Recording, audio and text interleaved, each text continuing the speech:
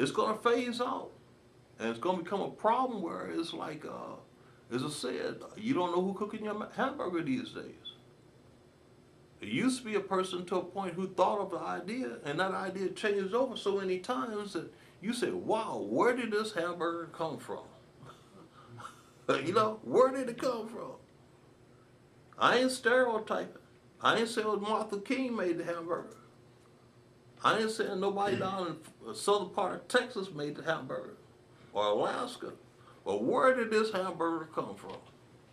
Anyway, I said, well, if you look at Charleston Heston to a point, thinking about, say, well, like, hey, Solid Green, you know, he's a movie, it's a project, it's a movie just like this mural. And to a point, can we accept that? Or do we ban it? You can't erase it because it's on film. Some type of film is in history. Until that phase of history dies out, then another phase come in. So that, and as I said, the garbage strike, and I forgot what the other one was. It doesn't matter. I'll think of it in a minute. What type of art or art-related projects were you doing in 1978?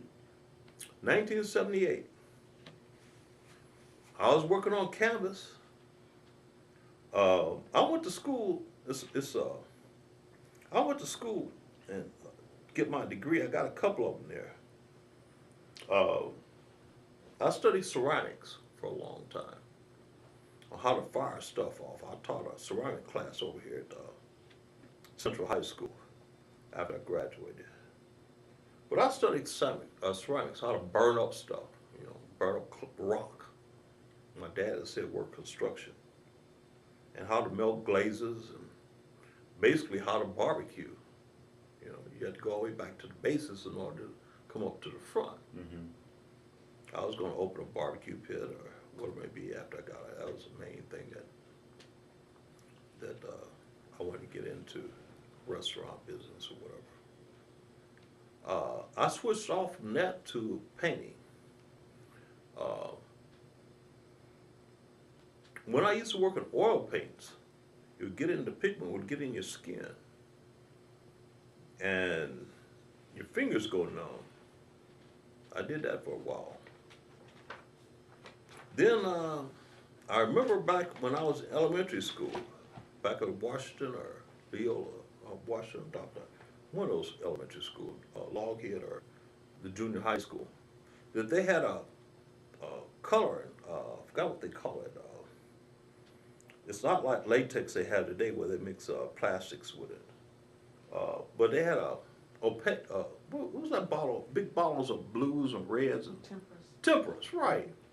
And I guess they got the formula for mixing that with whatever it may be and making it a lot smoother. Because temperance to a point would smell and they would cake up and all that type of peel off or whatever it may be.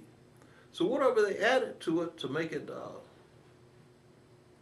feasible for the kids to use, reliable for the kids to use and not cause any damage, they switched the whole system around.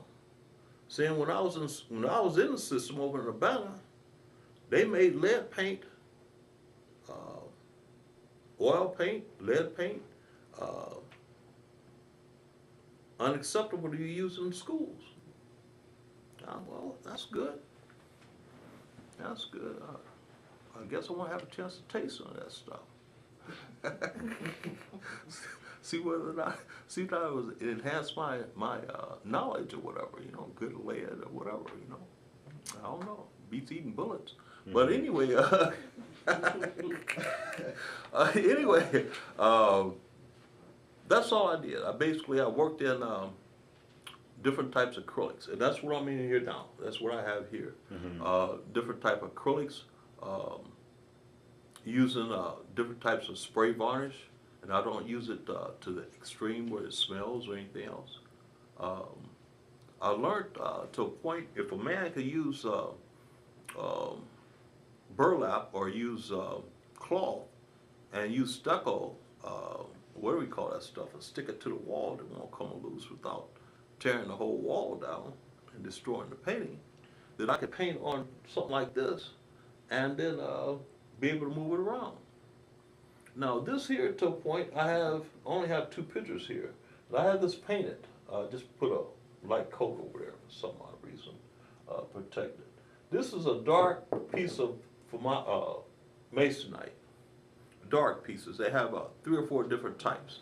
They have a light pressed type of, particle chipboard, something like this color here.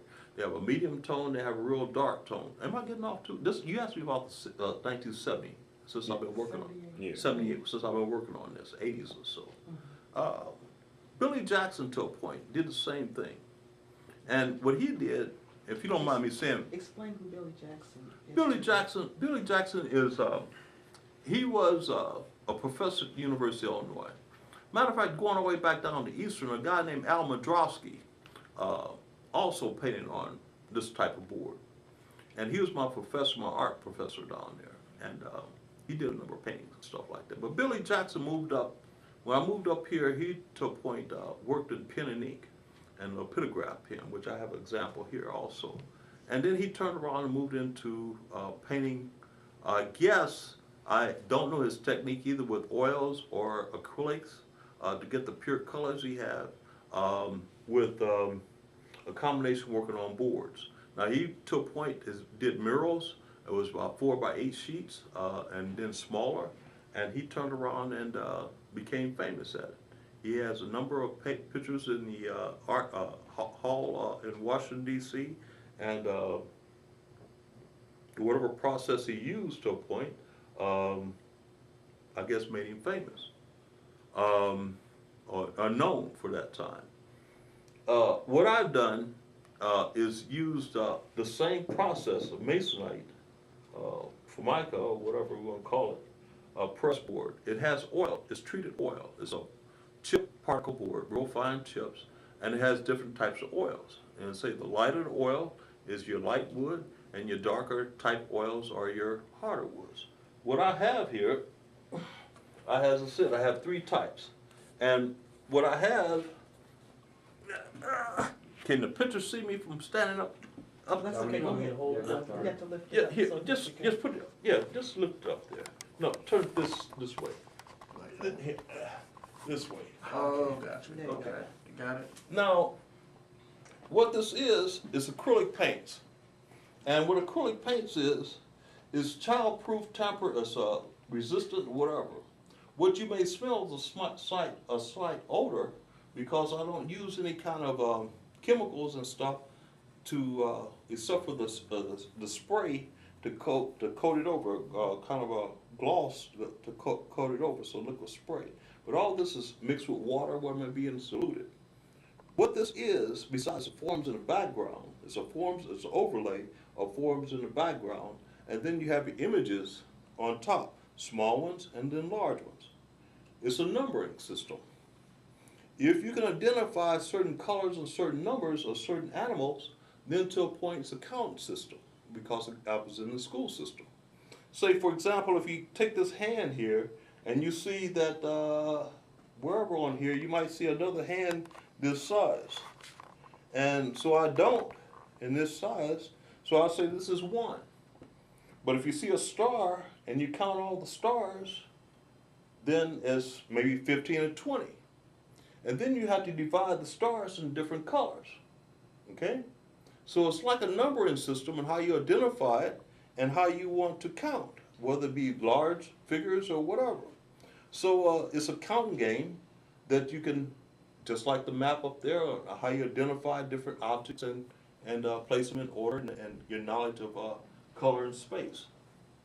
It's on masonite. I say this masonite is a pressed board. This is a dark board here, even though you can't see it. And it has heavy oils in it. I'm looking for the aging process. This was done in 2006 or something like that. So it's I didn't bring one of the old ones, I don't think. But it's fairly new, and you might be able to smell the difference.